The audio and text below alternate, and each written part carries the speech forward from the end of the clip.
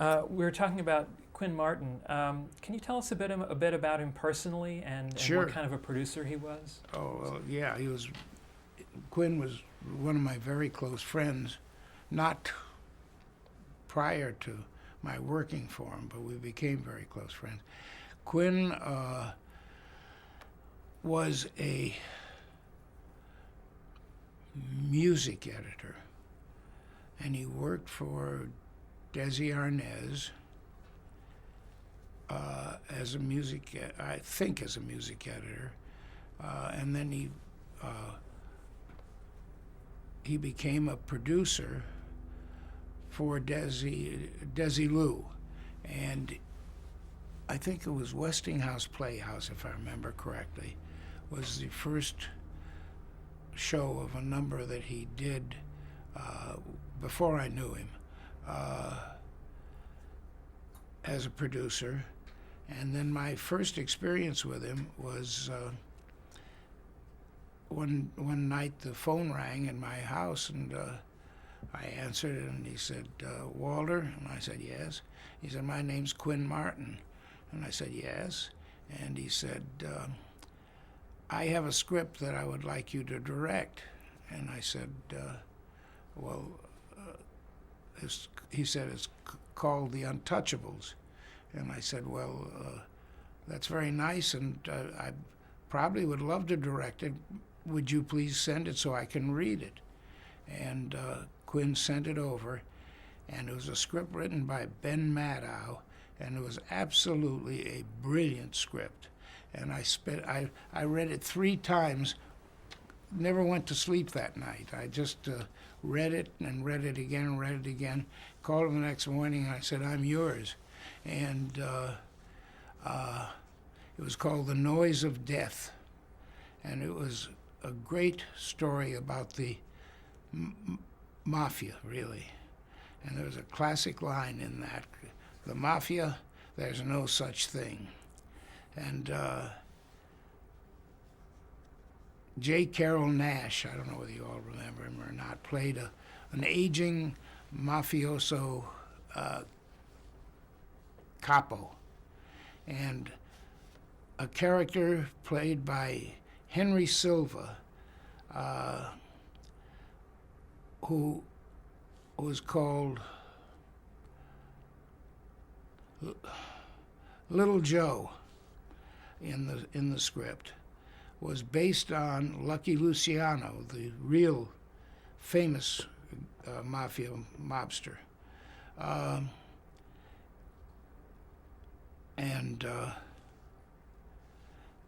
The picture opened with an actress by the name of Norma Crane, who was a very good actress. And as a matter of fact, I mentioned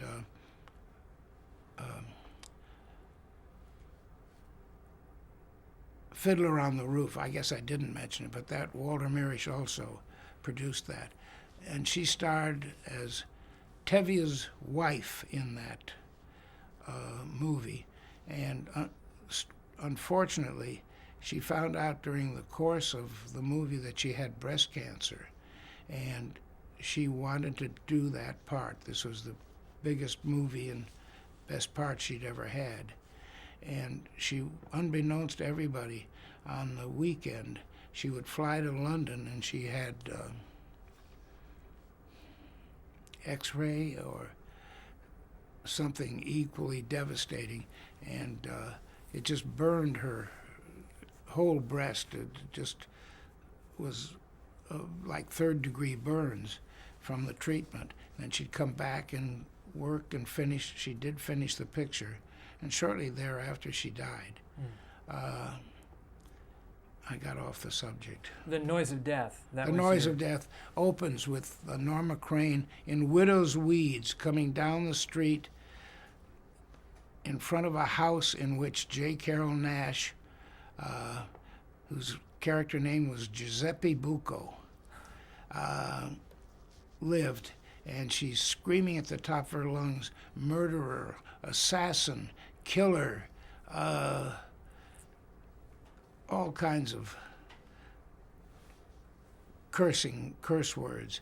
And he's looking at her, And his wife says, her husband's disappeared. Did you have anything to do with that?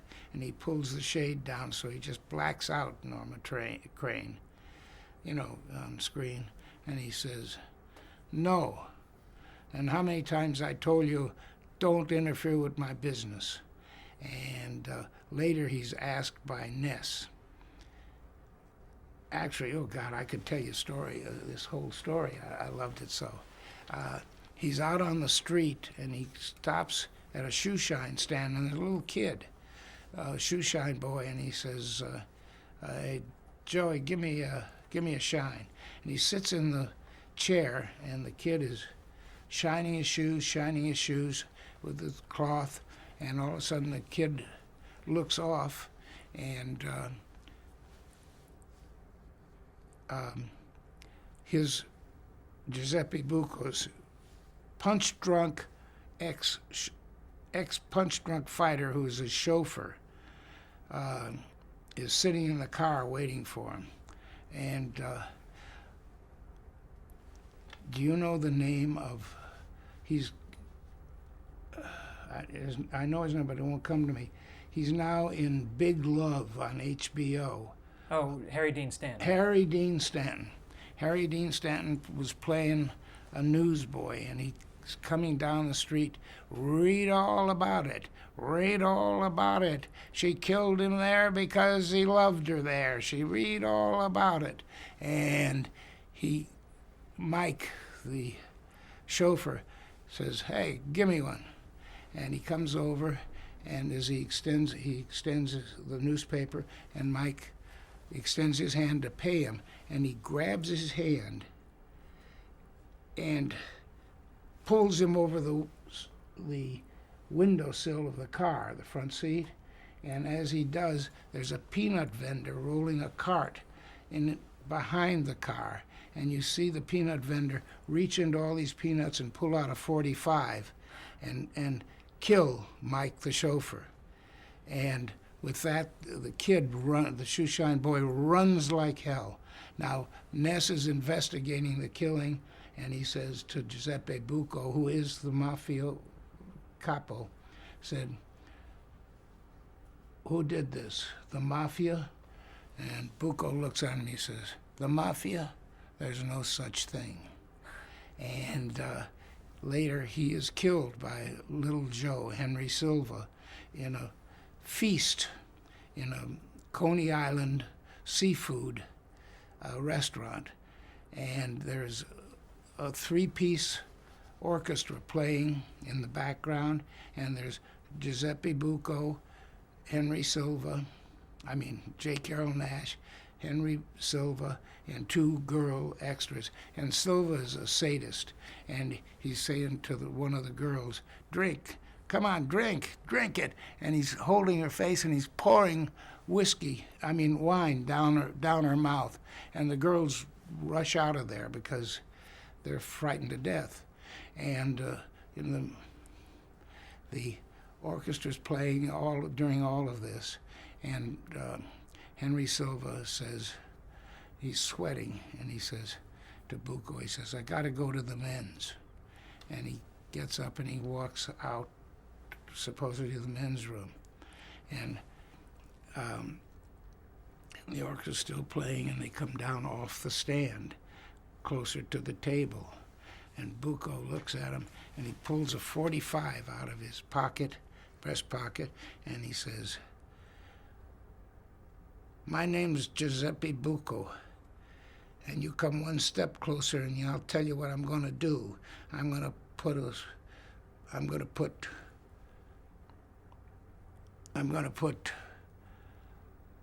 string of bells around your neck and throw you in Lake Michigan and listen to you tinkle all the way down." And the guys panic, and they back up and off, and Bucco gets up, and he goes to the window, and there's a fire escape outside the window, and he crawls through the window and off stage on this fire escape, and you cut to little Joe, who's wiping his face with a cloth, and there's a little old man, an actor by real name Cyril Delavante. He was very old, and he's the the attendant, and Silva takes the towel, and as he's wiping his face, you hear off stage, pow, pow, pow, pow, and he throws the towel down, and he stops sweating, and you cut to the dining room, and through this window, there's blank, there's nothing, and then all of a sudden, something appears in the open window, crawling back into the dining room, and it's a burlap sack tied around the waist, and 45 caliber bullet holes, like 3 or 4 of them, through the chest. And Bucco crawls in the room, and he's crawling toward the table, and then he collapses and dies. And Ness, at the end of the picture, has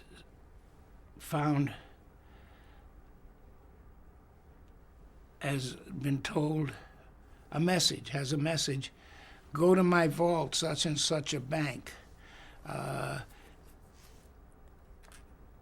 And he goes to the bank, he and the guys, his 3 cohorts, Paul Pacerni and Nick Giorgiotti, and they go into the bank and they come out with a recording, and they go back to their office, and the recording is put on an old-fashioned turntable, and Ness puts the needle down on it, and it goes scratch, scratch, scratch. My name's Giuseppe Bucco, and like I told you, Ness, I'm gonna sing. Scratch, scratch, scratch.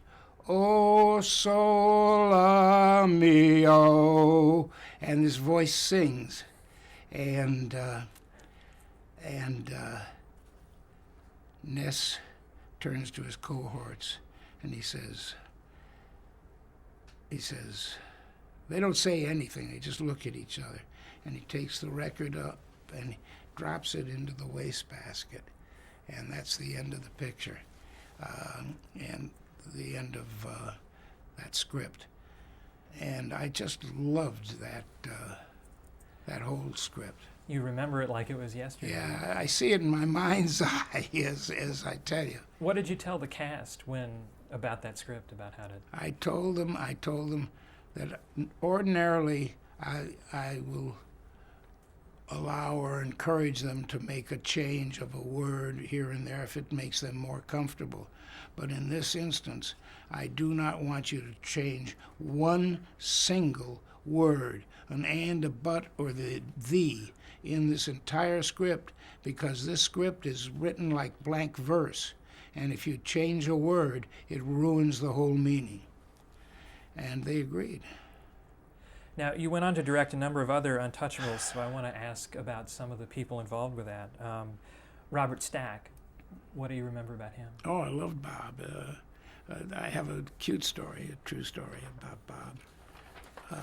We were doing a scene, and we became very close friends. As a matter of fact, when he died, in his will, he left me his studs and cufflinks for formal wear. But to go back to a particular scene, I forget what scene it was, but it was with Nehemiah Persoff, who was a great actor too.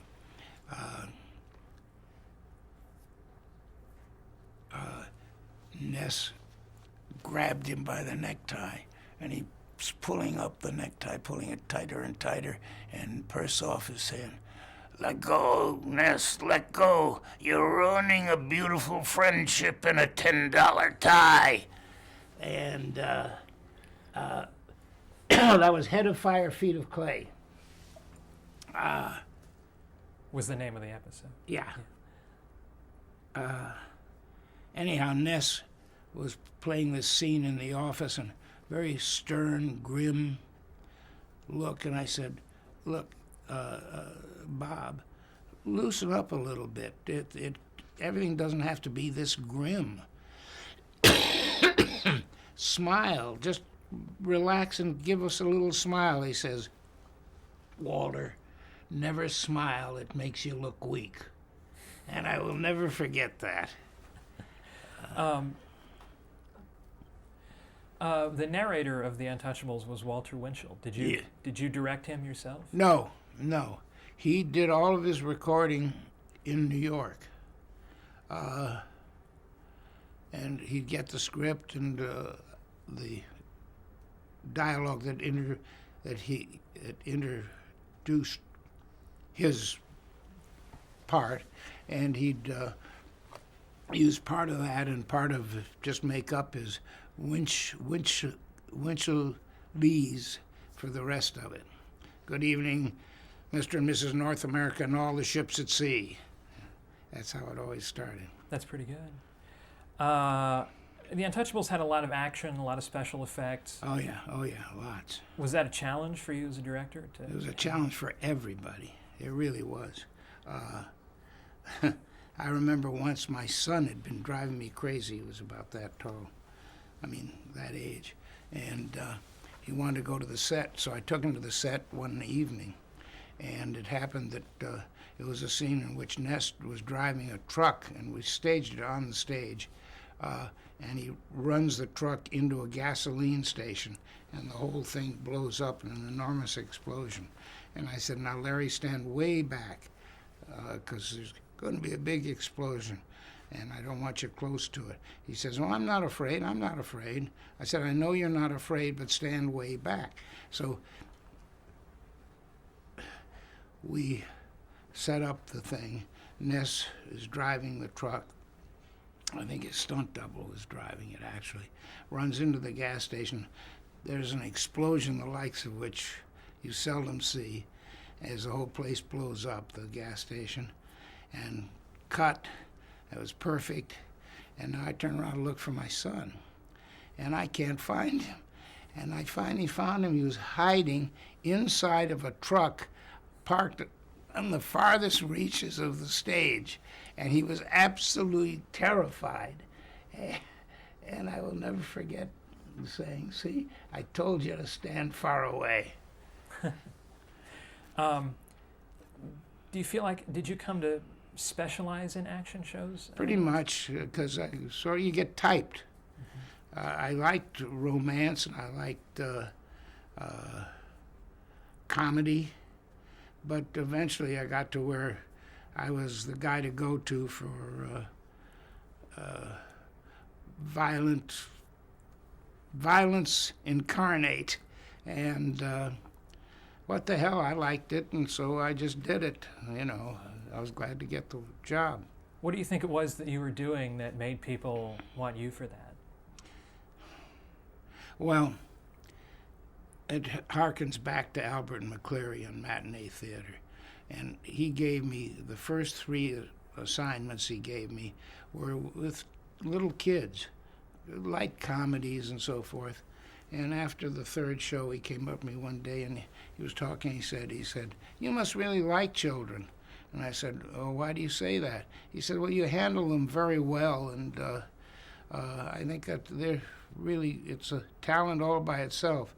And I said, Albert, listen, I do like children, and I like directing them once in a while, but not all the time. What I really would like is something with some guts, blood and guts. And so he says, oh. And the next script he gave me was much a violent picture, show. And then another one that was violent, and another one, and pretty soon I was getting all the violent pictures, and then that went into film as well. Mm-hmm. And that's about it. The Untouchables ran into some problems with the censors. Oh, boy. What were some of the problems that... Well, I got a classic true story on that. Mm-hmm. There was a lovely lady by the name of Dorothy Brown, who was the head of censorship at ABC. And I had this script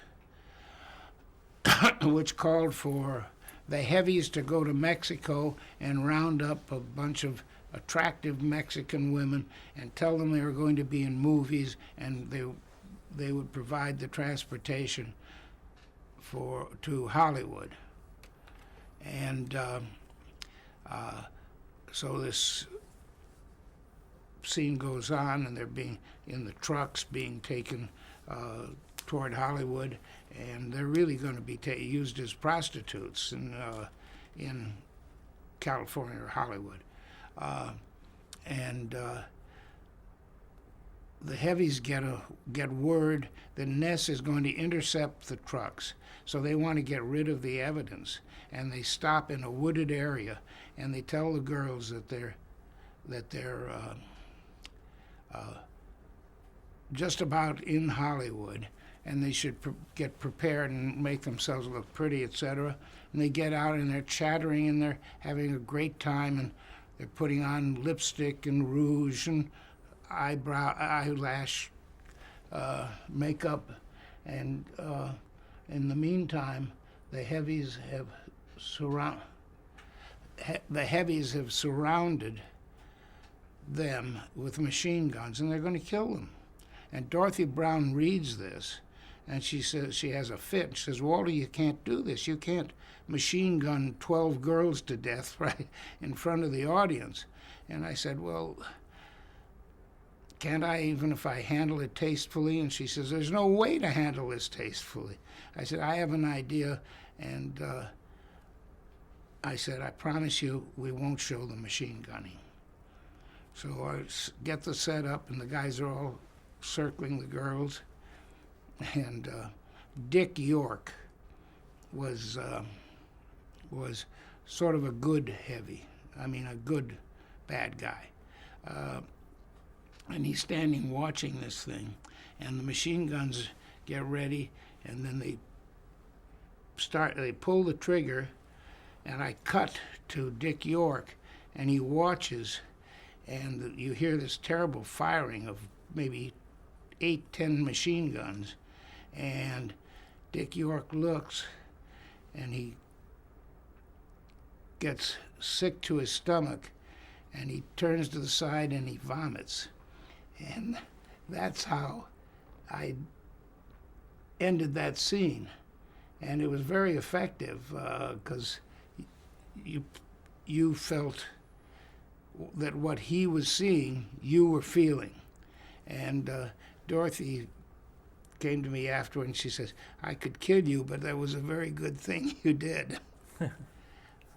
You did another really important show with Quinn Martin shortly after that, The Fugitive. Can you... Oh, yeah, that was the pilot of... that was a great pleasure, a great pleasure. Alan Armour was not involved in the pilot, but he later became the producer of The Fugitive for a couple of years.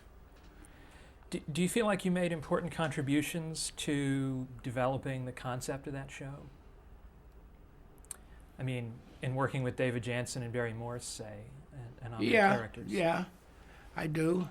I also did one scene which I have a print of the whole picture, but this one scene, I had Barry Morse as Inspector Gerard, thank you. Inspector Gerard, playing this scene after David Janssen escapes via the train wreck and opening titles, etc. You cut to Gerard, and he's busy on a map where the possible areas are that he could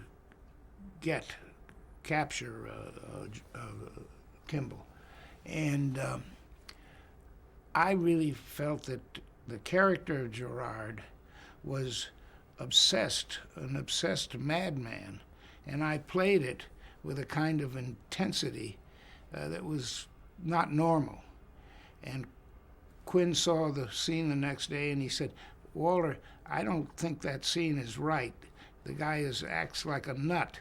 And I said, "Well, Quinn, that's what I felt the scene called for." And he said, "Well, do me a favor."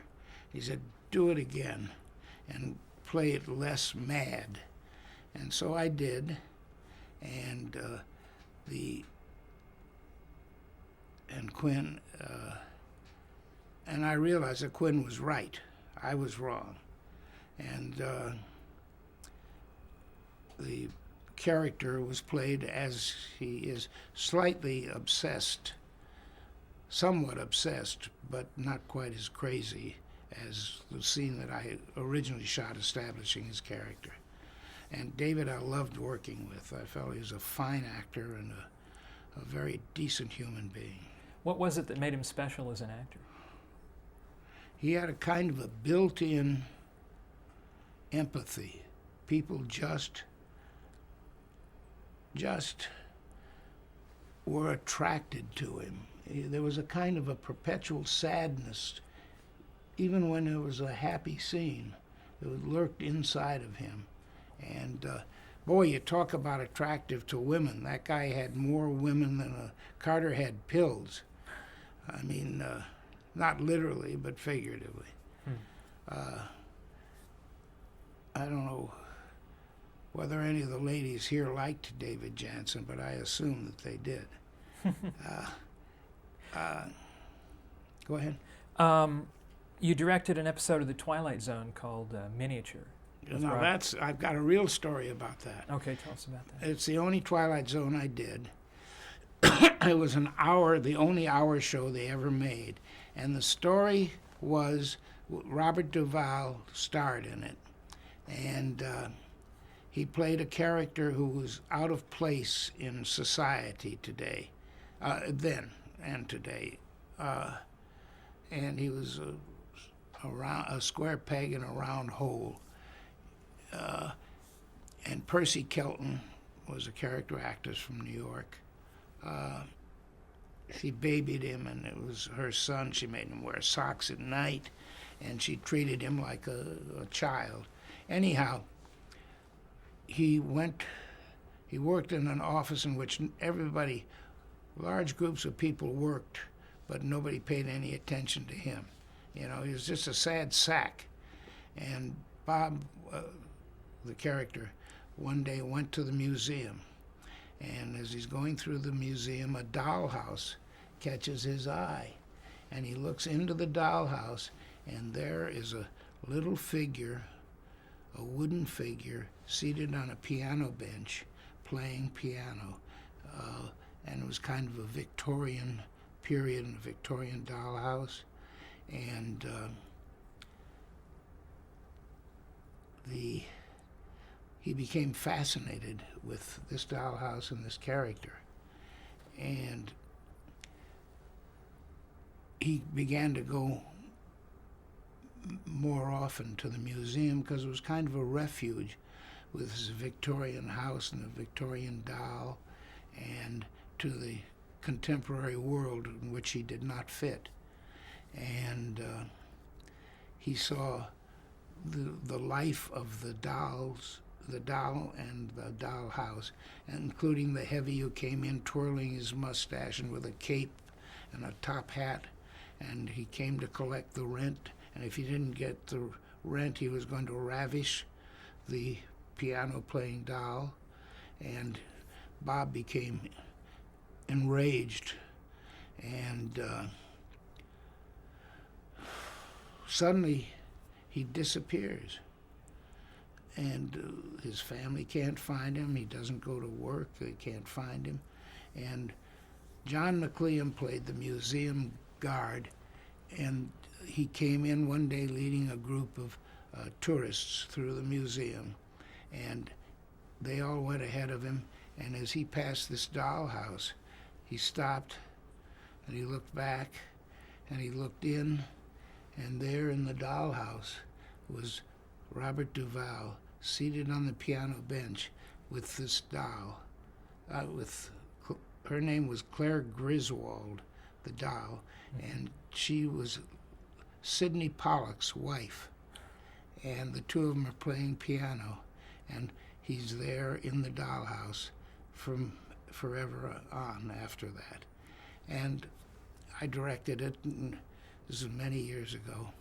And then I met my wife, Peggy, and we were talking early on in my pursuit of her, and she mentioned that she collected dollhouses. And I said, really? And she said, yes. And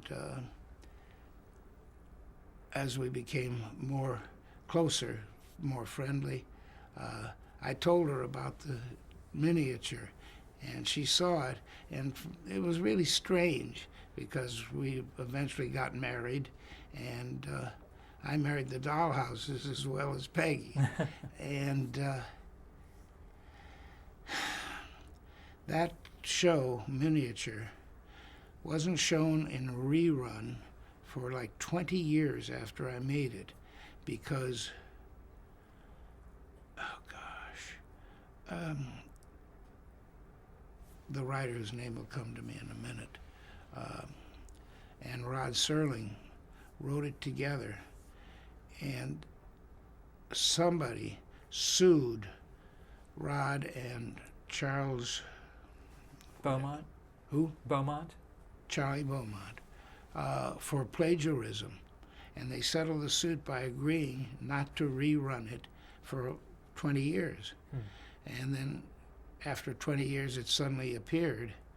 And now you see it quite often when they rerun Twilight Zone. Did you do anything special visually to kind of distinguish the world of the dollhouse from the real? Oh world of yeah, the real oh people? yeah. How did you do it? By shooting rear process. Rear process was normal size, including Bob looking in through the window. You know, the window is this big and he's this big. And we played scenes through the dollhouse, literally the dollhouse, and also scenes reproduction, life size of the dollhouse, in which Bob would be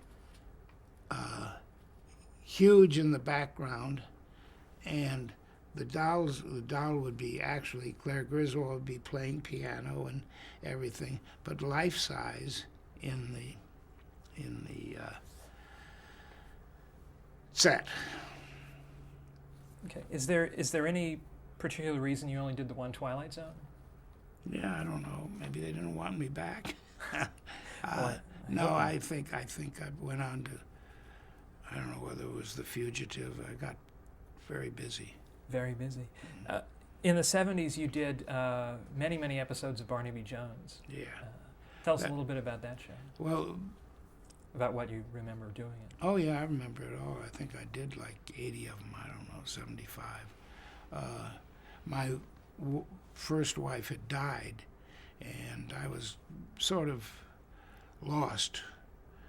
And this is long before I met Peggy. And Quinn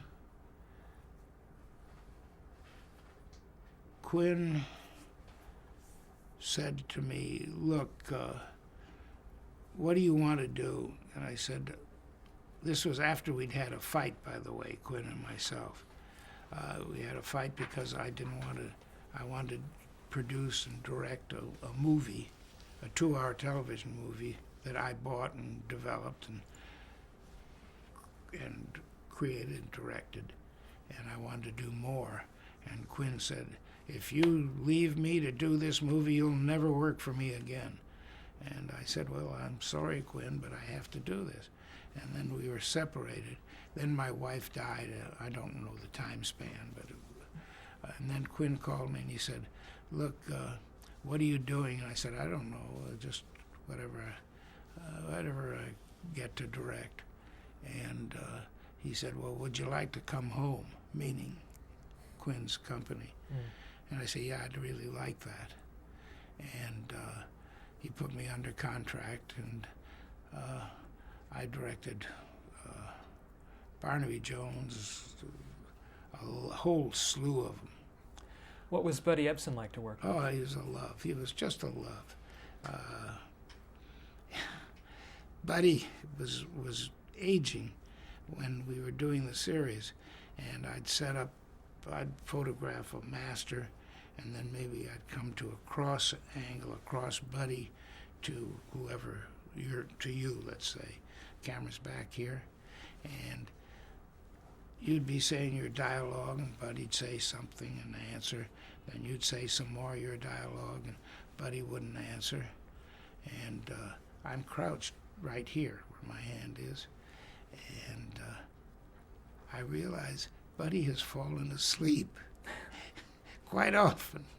And so I'd just continue rolling, and I'd punch him down below where you couldn't see him and wake him up, and then he'd go on with the dialogue.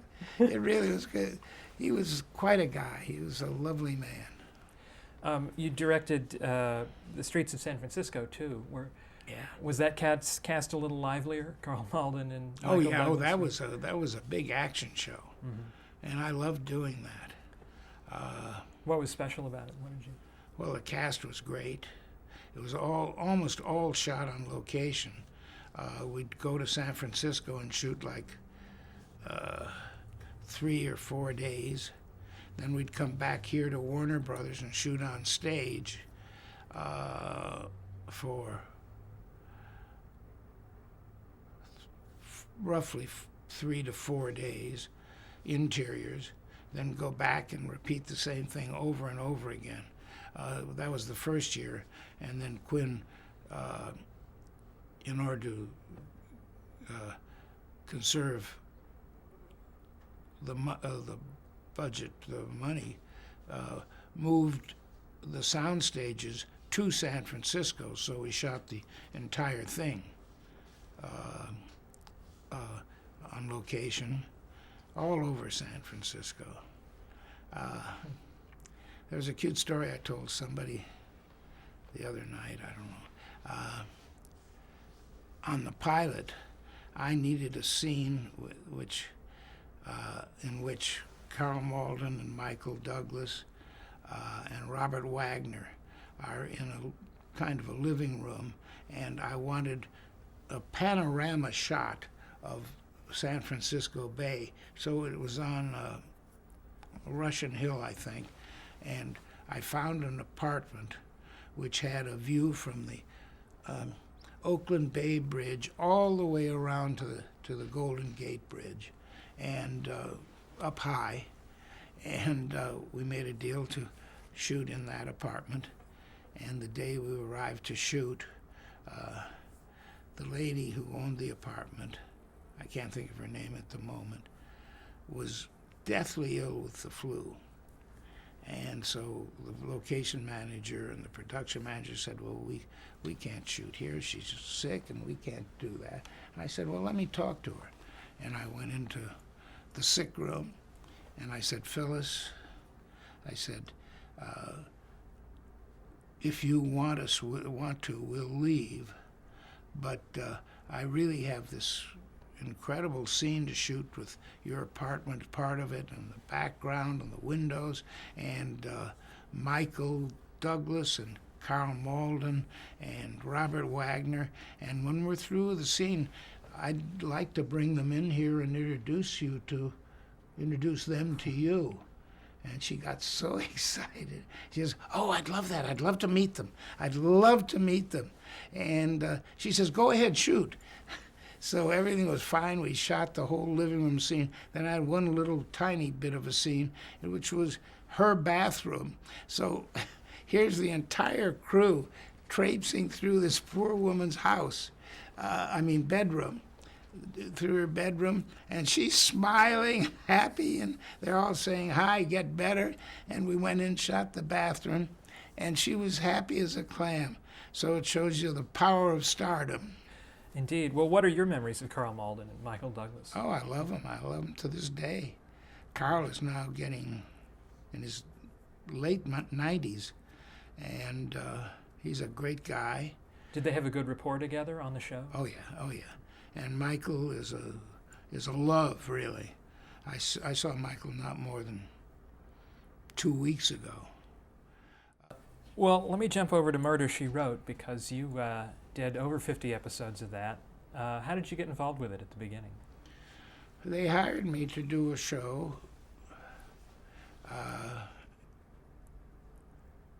And the first one, I think, was with James Coco and a few other people I can't remember. And that was a great pleasure. I enjoyed That was just before I retired. I did like 53 of those episodes. And I loved Angela Lansbury. I do to this day. What was she like as a person and as an actress to work with? As a person, she was really just a lovely, lovely human being. She had a great sense of humor, warmth, everything that you would like in a human being. And professionally, she knew more than almost anybody on that set about the technique of making film and the technique of acting for the camera. And I remember one day she came on the set, and the cameraman had lit it, and I told her where to stand and so forth, and she looked and she looked. I could see her looking at the lights, and then she called the cameraman over, and she said, I can't remember which guy it was. She said, let's say Joe, and she said, that light up there. And he looked, and she said, change it something. And by God, he changed it and relit her from that one light. And she knew exactly what the lighting should be on her at that time. And that is really remarkable, because not one in a million actors knows that much about lighting. And she knew everything. Did she have really specific ideas about that character of Jessica Fletcher? Oh yeah. How did she communicate that? She acted it. Mm-hmm. I mean, she didn't explain it. It was in her acting. And she just couldn't have been more of a pleasure to work with. And I remember one thing. Early on, the first show, she would memorize these complicated murder explanations, how this was done to who, because he was related to her, who was the cousin of Joe, who drew the knife and found the coin. You know, very complicated dialogue explaining to the audience who the murderer was and why. And Angela was memorizing all of this. And I said to her one day, I said, Angela, this is killing you. You're gonna kill yourself trying to memorize dialogue like this all the time. I said, why don't you use a cue card or an idiot card? He says, oh no, I couldn't do that. I said, try it. Just believe me, try it once. And she did, and she got used to it, and she was able to do that. And you never knew she was reading a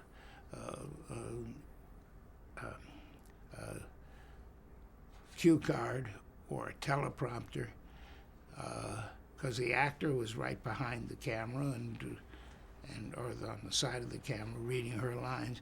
And so she loved me because I managed to get her day's work done by like 3 o'clock.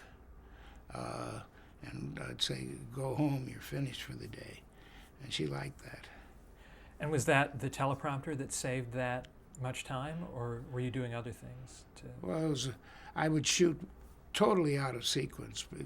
You know, by this time I'd had, not bragging, but I'd had years of experience, and I could shoot in the same lighting. I could shoot half of a scene with Angela, and I'd complete the scene later in the day after she'd gone home.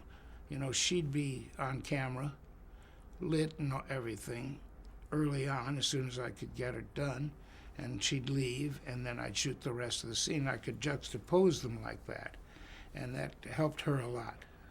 So, I mean, it sounds like that schedule might have been a little unusual. So can you kind of lay out for us like a typical work week on Murder, She Wrote? Oh, God, I don't remember. A whole week? Are you kidding? Well, what do you want to know? Well, or like a whole day. I mean, what was... All right, a whole day. She would come in the morning at 7, and she'd be ready on set at 8, and we would shoot a master of a scene, as big a scene as we could manage, along a master, and then I'd know what the coverage was, so I'd say, okay, we've got that. Now let's go on to the master of the next scene. And we'd go on to the master of the next scene, shoot that, and I'd save the close-up and the coverage. After the master, I'd shoot her close-ups for both sequences, let's say, and then she'd go home. And then I'd come to the other actors, and I would shoot their end of the scene in closer angles, so that she had the opportunity of going home and resting. And then she'd be back the next day. The other actors didn't have to do that, you see. Did any of the guest stars ever feel like they were getting the short end? Probably some of them, but that was tough. Most of them understood why I was shooting totally out of sequence, and they were used to it because a lot of them were experienced actors and actresses. Did Angela Lansbury exert a lot of control behind the camera? How? In what ways? She, if we cast a picture and for some reason she didn't like the quality or the qualifications of an actor, she would say so. And she was never unpleasant about it, but she was quite firm in her opinion, and she really owned the show, as literally as well as figuratively. And her deceased husband helped her, carried out her wishes as a he was an executive producer, and her son was also an executive producer. I mean, did she kind of gain more influence as the show became more popular? Oh, sure. Oh, sure. Who were some of the other important creative people on the show? The writers, writer-producers. I mean, I think William Lincoln, Richard Levinson created it. Yeah, were they they around? did. They were around some, not a lot. And what do you remember about Peter Fisher was the executive producer, and he was very talented and very capable and gifted, and he really ran the show for Angela. Was there anything special you had to do in terms of directing those really complicated mystery plots? Did you have to do anything to make sure that the audience followed the clues, or that it wasn't too easy to see who the murderer was at the end? You had to be careful not to give away anything. I did a Columbo with Peter Falk, and I will never forget it because I had my own concept of how and what to shoot, and all of a sudden I found that Peter had his concept, and it was nothing like my concept. So there would be constant, I won't say arguments, but I'd say, well, Peter, I wanted you to do so-and-so. And he says, no, but I want to do this because. I said, well, would you explain it to me? Why? And then he'd sort of explain it. And then there was not much I could do about it because it was his show and it had been on for a long time. I must say that he was extremely, extremely bright. He had worked out in his head what a clue now, where it would reappear and be important an hour later or half an hour later. And he knew. And so he would say, I want to do so-and-so. There was something about it, in one of them, a pair of panties, ladies' panties. And he insisted he wanted to have the panties having been put on inside out. And I thought it was crazy, you know, what the hell did that have to do with the story? And Peter said, no, that's what I want. So we'd shoot it. And at the end of the picture, the panties being put on inside out, which wasn't in the script, was the clue that enabled him to solve the murder. Huh. And that son of a gun had figured it out in his head. Well, I directed him in The New Breed. That was so many years ago. yeah, when he was just a young actor. Sidney Pollack, too. So where was Cabot Cove in real life? Where did you shoot that? Those exteriors? Yeah, up in Northern California. Oh, God. I know the name as well as I know my own. Mendocino? Mendocino, California. And it was very much like the East Coast, like Maine. Did Murder, She Wrote go on location a great deal or not much? Or Quite a bit, quite a bit. Less so in latter years because we had collected so much stock footage. Well, in the later years, they would do stories where Jessica Fletcher would go to Japan or Manhattan or travel a lot. Did you ever go on location, or was that all on the... I went on a few locations, but she never went to New York to shoot a show, nor Manhattan. That was all done here in Los Angeles. Excuse me. The only... I think she went to Hawaii, which I did. Excuse me. Which I didn't go. And she did a show with Tom Selleck? Yeah, Tom Selleck. It was the combined Magnum P.I. and Murder, She Wrote. Like a crossover? Yeah. I see, yes. Again, in some of the later years, there were episodes where Jessica Fletcher would just sort of introduce a guest sleuth, and it would focus on another actor instead of her. I did the original one. It was a pilot, a spin-off, and a very good British actor who played Henry VIII on a British series a number of years ago. Oh, God, I can't think of his name. Keith Mitchell? Keith Mitchell. Yeah, thank you. Thanks very much. He was a marvelous actor, and the show was good. It was a lightweight show, and it ran as its own series. Did you like doing those episodes without Well, I liked much? Keith. I liked working with him. Also, Jerry Orbach. I loved doing that show. I mean, his Harry McGraw series, he made a few of them. And those were also spin-offs. We're going to take a break to change the